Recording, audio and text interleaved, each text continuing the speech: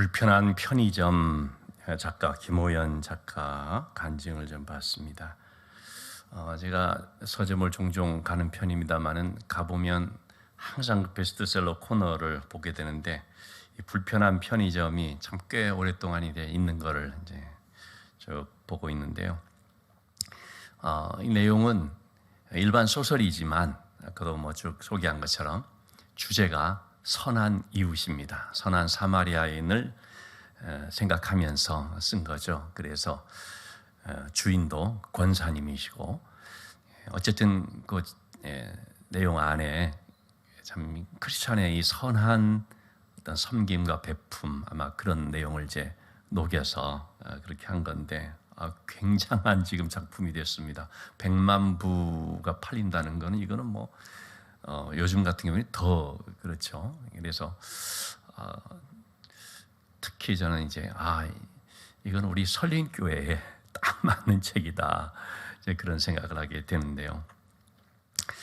이렇게 참 따뜻한 사람들의 얘기, 선한 이웃이 되어주는 것, 선한 사랑과 그런 베품을 또 베푸는 것, 참 너무 귀하다는 생각을 하고 여러분들 기회 되면은 한번 좀 읽어보시면 좋겠다 생각이 됩니다. 자, 우리 창세기 12장 1절에서부터 제 앞부분 지난 시간에 좀 살펴봤습니다. 새해가 돼서 우리가 새롭게 떠날 것을 떠나고 좀 끊을 것은 끊고 새로운 그런 좀 방향으로 나가자 그런 취지에서 아브라함을 부르신 하나님에 대한 말씀을 좀 같이 봤는데요. 자, 하나님께서 아브라함에게 너는 너의 본토 친척 아비 집을 떠나서 내가 너에게 지시할 땅으로 가라 그랬죠.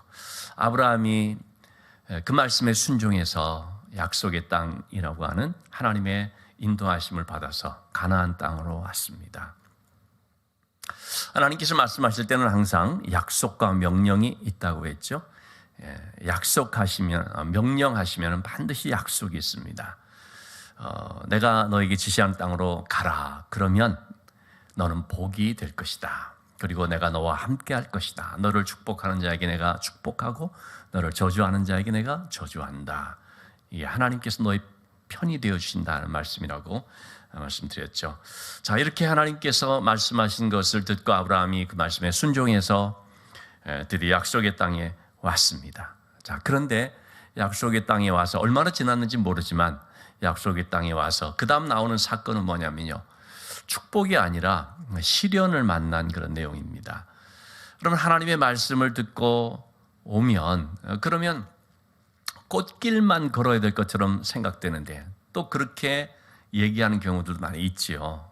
그런데 여러분, 하나님의 말씀을 따라갈지라도 꽃길만 있는 것이 아닙니다. 어쩌면 꽃길보다는 더 광야길이 많을 수가 있습니다. 오늘 새벽에도 그런 말씀을 드렸는데 우리가 예수 믿는다는 것은 행복하기 위함이 아니라는 것입니다. 어제 그런 말씀 드린 것 같습니다. 예수 믿는다는 것은 생명 얻는 길이라는 거죠. 행복을 생각하면서 주님을 따르게 된다면 굉장히 당황되는 면도 있을 수가 있습니다. 왜냐하면 그리스도인의 삶이라는 것은 고난의 연속일 수도 있고 광야의 연단을 받는 삶이 참 많기 때문이죠. 우리가 예수 믿는 것은 생명을 얻는 길입니다. 아브라함도 하나님 말씀 따라왔지만 축복이 아니라 그런 어려운 시련을 만나게 됐습니다. 10절의 말씀을 보니까 그 땅에 기근이 심하였다고 했습니다. 여러분, 그때 뭔가 잘못됐다 생각을 하면서 믿음이 흔들리거나 이상히 여기면 안 됩니다. 베드로전서 4장 12절 말씀에 사랑하는 자들아 너희를 연단하려고 하는 불시험을 이상한 일 당하는 것 같이 이상히 여기지 말라 말합니다. 이러한 시련이 우리를 연단하는 불시험일 수 있는 거죠. 자, 그렇기 때문에 우리는 어떤 문제를 만났을 때 어떻게 해야 됩니까? 그 속에 하나님의 뜻이 있다. 감춰져 있는 그런 하나님의 은혜가 있다. 그래서 그런 것을 볼 수 있어야 한다는 것입니다. 여러분, 우리는 성경에서 이런 사례들을 참 많이 보지 않습니까? 예수님이 참석한 가나 혼인잔치에 포도주가 떨어졌습니다. 문제가 생겼지 않습니까? 그런데 바로 그것 때문에 어떤 일이 벌어졌습니까? 물이 포도주로 변화되는 놀라운 기적을 체험하게 됐습니다. 포도주가 떨어졌다는 그 상황 속에는요, 물이 포도주로 변화되는 주님의 특별한 기적이 나타나는, 그것이 숨겨져 있었던 것입니다. 나사로가 병들어 죽었습니다. 죽게 된 것이 아니고 죽었습니다. 그것 때문에 마르다와 또 마리아 얼마나 상심이 컸습니까? 절망과 낙심에 빠졌죠. 그렇지만 나사로가 죽은 그것으로 인하여서 죽은 자가 살아나는 놀라운 기적을 체험하게 됐습니다. 예수님이 부활이요 생명이 되신다는 바로 이러한 굉장한 메시지를 보게 된 것이죠. 엘리야 때 엘리야 역시도 기근을 만나서 얼마나 힘든 상황에 처했습니까? 3년 6개월 동안 이 땅에 비가 오지 않는다 주님 하나님 말씀하셨죠. 자, 그런데 그 기근의 때 엘리야는 어떻게 했습니까? 내가 살 길을 찾아야 되겠다, 그런 것이 아니었죠. 하나님의 말씀만을 기다리는 것입니다. 기근의 때지만 하나님께서 가라면 가는 것이고 있으라면 있는 것이거든요. 하나님께서는 엘리야를 또 그렇게 인도하셨습니다. 자, 기근의 때에 하나님은 엘리야를 그리 시냇가로 보내었죠. 기근이었기 때문에 그리 시냇가로 가게 되었고, 그곳에서 엘리야는 참 정말 일생에 잊을 수 없는 놀라운 그런 은혜를 체험하게 됐겠죠. 뭡니까? 아침 저녁으로, 날마다 아침과 저녁으로 까마귀들이 먹을 것을 물어다가 주는, 까마귀들이 먹여 살려주는 그런 일들을 경험을 했습니다. 기근이 때였기 때문에 그런 체험을 할 수 있었던 것이죠. 이처럼 우리의 삶 속에는 어떤 문제가 있을 때 그걸 통해서 하나님의 역사를 체험하는 일들이 참 많이 있습니다. 그렇기 때문에 우리는 이런 문제를 만났을 때, 그럴 때 그냥 하나님 앞에 먼저 원망하고 막 낙심해하고 그런 것이 아니라, 또는 내 생각과 내 뜻대로 그냥 저질러 버리는 것이 아니라 하나님께 나가서 하나님의 뜻을 구하고 지혜를 구하고 인도하심을 구할 수 있어야 됩니다. 그럴 때 하나님께서 참 놀랍게 도와주시는 그런 일들을 우리가 경험하게 되는 것이죠. 이런 일화가 있습니다. 뉴욕 브루클린에서 윌리엄 리바라고 하는 사람이 이제 정육점을 운영하고 있었는데요. 한 달에 4차례나 강도를 만나는 일이 벌어집니다. 총에 맞을 수도 있는 그런 위험한 상황도 되고요. 그걸 보면 사람들이 뭐라고 하겠습니까? 정말로 운 나쁜 사람이야, 그럴 수 있지 않습니까? 그런데 그는 그 일 때문에 방탄조끼를 이제 구입하게 됐다고 합니다. 그때만 하더라도 이게 활성화되지 않을 때였던 거죠. 그런데 이런 또 어떤 어려움을 당할지 모르니까 자기를 보호하는 차원에서 방탄조끼를 이렇게 구입해서 입었습니다. 그러자 사람들이 그거 어디서 났냐고, 나도 한번 좀 그거 구해달라고 방탄조끼를 찾는 사람들이 굉장히 많아졌다는 것입니다. 그러자 이 리바라고 하는 사람은 아주 숲고 끝에 이 정육점을 좀 운영하고 있었지 않습니까? 근데 정말 숲고 끝에 이거 접고 자기가 직접 방탄조끼 회사를 차리게 되었다는 것입니다. 그런데 이것이 말이죠, 40개여 개의 도시에 점포가 세워질 정도로 아주 큰 회사로 성장하게 된 것입니다. 그는 말합니다. 내 성공의 비결은 무엇이었느냐? 그것은 바로 강도를 4차례 만난 것이었다. 여러분, 어떤 사람들은 시련 앞에 좌절하고 꺾이면서 나는 이것 때문에 안 돼, 이것 때문에 나는 실패하게 되는 거야, 그렇게 끝나버리는 사람들 있지 않습니까? 그런데 또 어떤 사람들은 바로 그런 어떤 심각한 문제 앞에서 실패로 가는 것이 아니라 오히려 그것 때문에 또 다른 길로 나가는, 또 다른 문을 여는, 그래서 그것이 성공의 길로 이끌어주기도 하는. 그런데 성공의 원인이 무엇 때문인가 보니까 바로 시련을 만났기 때문이었다. 그러지 않았으면 내가 정말 그냥 안주하고 평범하게 있었을 뻔했었는데, 근데 그런 뜻밖의 시련이 오히려 자신을 성장시켜주고 또 새로운 어떤 체험을 하게 해주고 또는 더 나은 삶을 살 수 있도록 인도해줬다라고 말하는 것이죠. 자, 그렇기 때문에 여러분, 우리는 어떤 시련을 만났을 때 상황 파악을 하는 것보다도 먼저 기도할 수 있어야 됩니다. 하나님의 말씀을 붙잡을 수 있어야 됩니다. 아브라함도 이런 시련을 만났을 때 하나님의 약속의 말씀을 기억하면서 그 말씀 붙잡고 하나님 앞에 기도하며 기다리며 인내하며 또 말씀을 기다리며 그렇게 했어야 했던 것이죠. 그런데 아브라함은 그러지를 못했습니다. 이때만 하더라도 아브라함의 믿음이 초보 단계였다고 볼 수 있죠.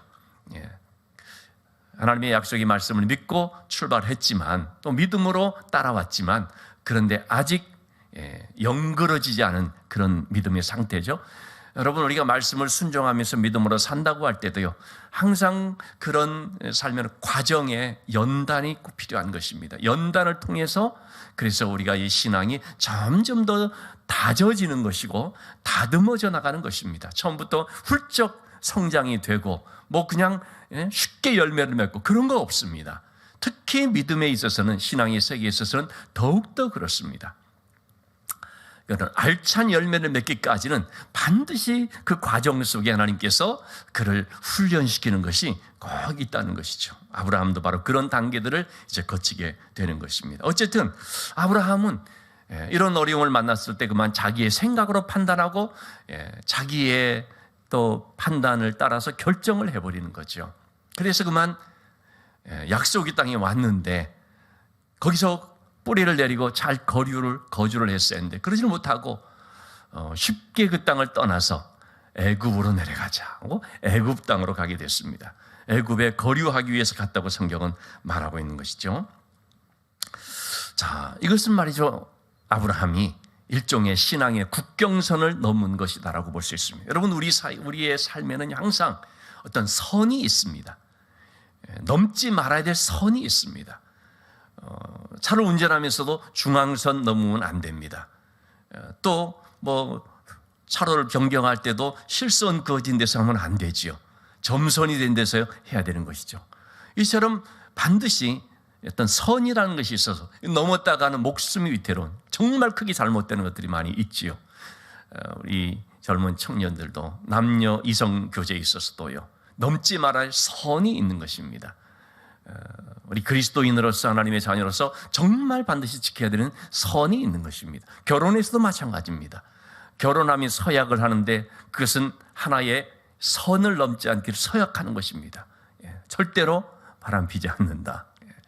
이 선이라는 것이 참 중요합니다. 그것이 있기 때문에 그 모든 것들이 다 지켜지는 것, 모든 것들이 다 자유롭게 이렇게 누리게 되는 것입니다. 에덴 동산에서 하나님 만드신 선악을 알게 하는 나무도 선이었던 것입니다. 그 선을 지킬 때에 이 모든 주어진 것들을 다 누리도록 하는 것이죠. 그 선이라는 것이 뭡니까? 하나님이 주인이라는 것입니다. 그래서 하나님을 섬겨야 된다는 것입니다. 하나님을 섬기는 그 가운데 이 모든 것들이 다 우리에게 복이 되는 것이고, 또 그래서 자유함과 평안함과 안전함이 있다는 것을 하나님께서 약속을 해주시는 거죠. 선을 깨는 순간 관계가 깨지면서 그래서 거기에서 이제 죽음이 오는 것이죠. 우리 신앙에는 이런 선이 있어서 넘지 말아야 될 하나의 국경선과 같은 것이 있는 거죠. 아브라함에게 있어서 애굽은 하나의 국경선과, 신앙의 국경선과 같은 것이었습니다. 그 선을 넘는 순간 그 다음부터 아브라함에게는 여러 가지 힘들고 어려운 일들이 닥치게 됐습니다.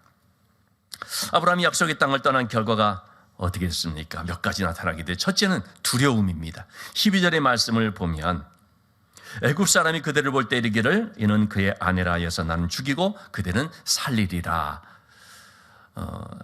처음에는 이런 걸 모르고서 아브라함이 애굽으로 갔을 것 같습니다. 그런데 점점 애굽으로 가까워질수록 애굽이라고 하는 문화가 바로 그런 것임을 이제 듣게 되었고 알게 되었을 것 같습니다. 그러자 그에게 먼저 두려움이 닥쳤습니다.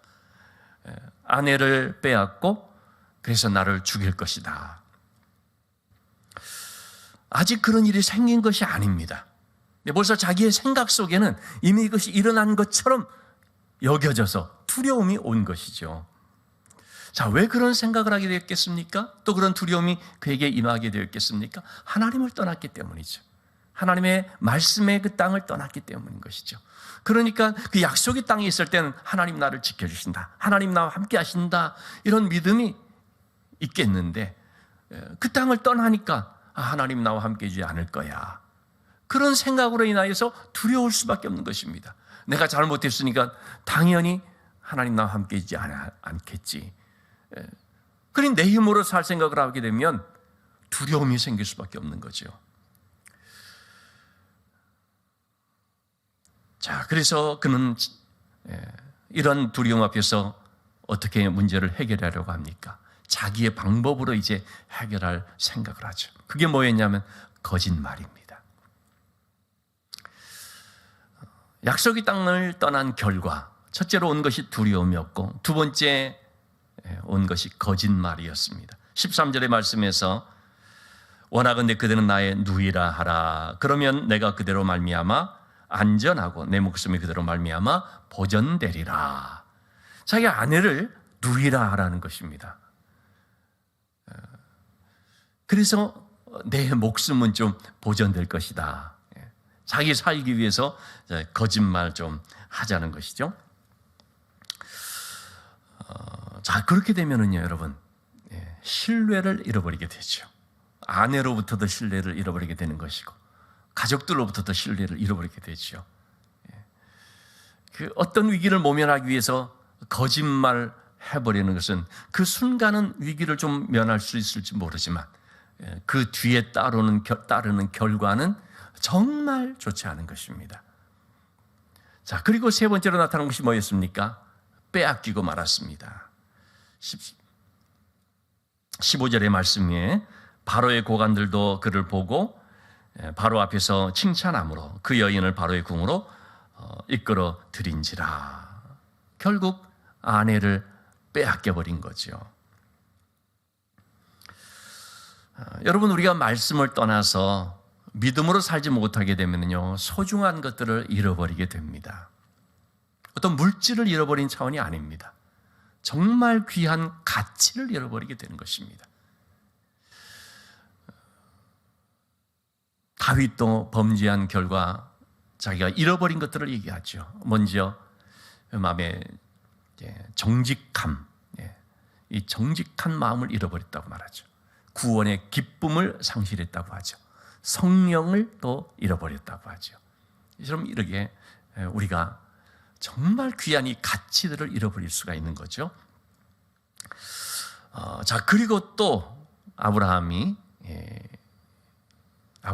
또 닥친 것이 뭐냐면 책망을 받는 것이었습니다. 18절의 말씀을 보면 내가 어찌하여서 그를 내 아내라고 하고 아내라고 내게 말하지 않았느냐. 불신자인 바로 왕에게 아브라함이 책망을 받는 것입니다. 우리가 믿음으로 행하지 못하면요, 우리는 세상 사람들로부터요 이런 책망을 받게 됩니다. 요나가 하나님 말씀 불순종해서 도망가다가 그만 풍랑을 만나지 않습니까? 배 밑창이 맨 밑자리에 그냥 누워서 잠을 자죠. 선장이 와서 말하지 않습니까? 너만 왜 혼자 이렇게 있느냐? 그래서 너는 도대체 누구냐 얘기를 하게 되는데, 그런 과정에서 이제 제비를 뽑게 돼서 요나가 되잖아요. 요나가 말하지 않습니까? 내가 여차여차해서 이렇게 됐다. 하나님 말씀 불순종해서 이렇게 됐다. 그러니까 뭐라고들 말합니까? 사람들이 너 왜 하나님 말씀 불순종했느냐? 너 하나님 말씀 따르지 않아서 우리까지 다 이 고생하게 하느냐? 그런 일들도 나오죠. 여러분, 우리가 믿음으로 살지 못할 때 그렇게 되거든요. 오늘날 우리 사회에서, 우리 한국 사회에서 교회가 이런저런 좀 비판도 받고 또 좀 좋지 않은 얘기도 듣고 그럴 때가 있잖아요. 우리가 잘못한 것이 없는데 교회를 나쁘게 말하기 위해서 얘기하는 경우들도 있지요. 그렇지만 교회나 성도들이 잘못해서 책망을 듣는 경우들도 사실 꽤 있다고 볼 수 있습니다. 거짓말하고 코로나 때에 막 감추려고 하고 그런 것이 이제 드러나면 엄청 책망을 받지 않습니까? 보통 사람들보다도 더 심한 책망을 받게 되죠. 그럴 때 그것은 단지 세상 사람들이 그렇게 하는 것만이 아니라 어쩌면 하나님께서 그렇게 책망하시는 것일 수도 있다. 우리는 그런 면도 생각해 볼 필요가 있습니다. 자, 어쨌든 이렇게 아브라함은 하나님의 말씀을 따르지 못하고 자기 생각대로 했다가 이런 일들을 자꾸 겪게 되는 것입니다. 두려움에 빠졌죠. 그래서 거짓말을 하게 됐죠. 그러면서 정말 귀한 아내를 빼앗겨 버리게 됐죠. 그런데다가 나중에는 불신자로부터 아주 심한 야단, 책망을 받는 일이 벌어지죠. 우리가 믿음으로 살면은 이런 것들이 전부 다 거꾸로 되는 거죠. 믿음으로 살면 두렵지 않게 됩니다. 믿음으로 살면 정직하게 됩니다. 믿음으로 살면 정말 귀한 가치를 지킬 수 있게 됩니다. 믿음으로 살면 책망이 아니라 칭찬을 받게 됩니다. 야, 저 교회 훌륭하다. 저 믿는 사람들 참 선하다. 참 좋다. 여러분, 이렇게 믿음으로 우리가 사는 것과 그렇지 않은 것이 너무나 이런 대조적인 결과들이 있는 것을 보게 되죠.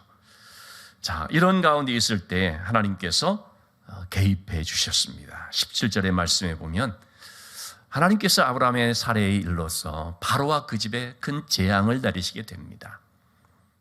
하나님께서 아브라함에게 약속하신 말씀대로 너를 축복하는 자에게 내가 축복하고 너를 저주하는 자에게 내가 저주하겠다라 말씀하신, 내가 너의 편이 되어주겠다 하신 말씀대로 하나님께서 그렇게 개입을 해 주셨습니다. 이런 재앙을 내리게 되자 그때야 바로와 그 신하들이 화들짝 놀라게 된 것이죠. 그리고 진실을 알게 된 거죠. 실상은 보니까 아브라함의 아내였던 것이죠. 그래서 아내를 돌려줄 뿐만 아니라 그 외에 또 우리 있지는 않았습니다만 이에 바로가 그로 말미암아 아브라함을 후대함으로 아브라함이 양과 소와 노비와 암수 나귀와 낙타를 얻었더라. 아브라함에게 많은 것들을 이렇게 주게 됩니다. 자기가 미안한 마음으로서 이렇게 표현해 준 것이 될 수 있겠죠. 자, 어쨌든 여러분, 잘못한 사람은 아브라함인데 책망은 바로가 듣죠. 왜? 바로는 모르고서 한 일이었지만요. 하나님께서 아브라함을 편들어 주셨습니다. 왜 그랬습니까? 약속하셨기 때문입니다. 내가 너의 편이 되어주겠다. 왜 약속을 하셨습니까? 왜 편되어 준다고 하셨습니까? 아브라함은 하나님의 자녀이기 때문입니다. 하나님께서 왜 부족한 우리를 편들어 주십니까?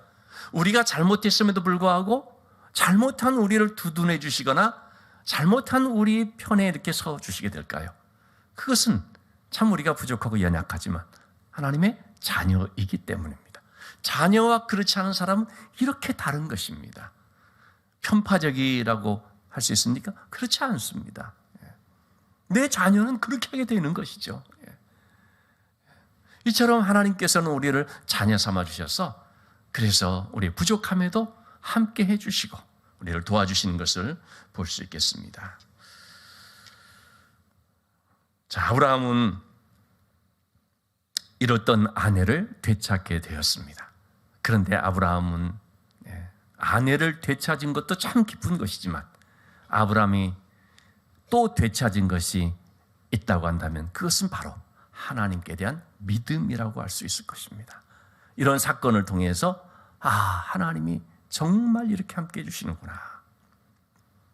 이 앞에서는 하나님께서 아브라함에게 말씀하신 그 말씀만 있었거든요. 내가 너와 함께한다. 내가 너를 도와준다. 이런 말씀만 있었거든요. 그런데 아브라함이 이 고난의 그런 상황 속에서 이 말씀이 실제로 내 삶에 어떻게 이루어지는지를 체험을 하게 됐습니다. 그래서 이 창세기 12장의 말씀 우리가 봤지 않습니까? 창세기 12장 앞부분의 말씀은 어떤 의미에서 보면 일종의 이론편이라고 한다면 뒷부분의 말씀은 실천편이라고 할 수가 있겠습니다. 하나님께서 말씀하신 그것이 삶에서 어떻게 이루어지는지를 경험하게 된다는 거죠. 여러분, 우리의 신앙이라는 것은요, 절대 신앙적 지식만 있는 것이 아닙니다. 얼마나 많은 말씀들을 우리가 듣습니까? 그런데 이것이 우리의 삶에서 체험되어야 된다는 것입니다. 그 실제로 우리가 믿음으로 살아가면 우리의 삶의 현장에서 하나님이 하신 그 약속의 말씀이 어떻게 이루어지는지 우리가 경험을 하게 됩니다. 이런 실천편이 좀 중요한 거죠. 항상 말씀을 지식으로만 이론으로만 갖고 있지는 말고 실제 우리의 삶에서 이것이 체험될 수 있어야 되겠습니다. 그러려면 어떻게 해야 됩니까? 그렇게 살아야 되는 거죠. 그냥 이론으로만 갖고 있고 삶에서 그렇게 살지 않으면 절대로 체험할 수가 없습니다. 그런데 이 말씀을 우리가 알고 그리고 삶 속에서 그렇게 해보려고 힘쓰게 될 때, 그럴 때 실제 삶에서 하나님이 그 약속하신 걸 어떻게 이루어 주시는지 우리가 이제 경험하게 된다는 것입니다. 아브라함은 이런 걸 통해서 깊이 깨달았을 것입니다. 하나님이 정말 함께 해주시는구나. 하나님이 나를 도와주시는구나. 다시는 내 멋대로 하지 말아야겠다. 내 마음대로 하지 말아야겠다. 아브라함에게는 이것이 굉장한 교훈이 되었고, 그래서 이후에 아브라함의 행로를 보면 참 믿음이 한 단계 성숙된 그런 모습을 우리가 볼 수가 있습니다. 자, 오늘 여기까지 우리가 말씀을 보게 되는데, 아브라함에게만 일어난 사건이 아닙니다. 아브라함이라고 말해질 수 있는 모든 믿음의 사람들, 믿음의 자녀들에게 하나님께서 말씀하신 대로 이렇게 함께 주시는 것입니다. 우리가 이 하나님을 이론적으로만 아는 것이 아니라 실제 나의 하나님으로서 내가 알고 내가 믿고 그 하나님을 의지하며 나갈 수 있어야 되겠습니다.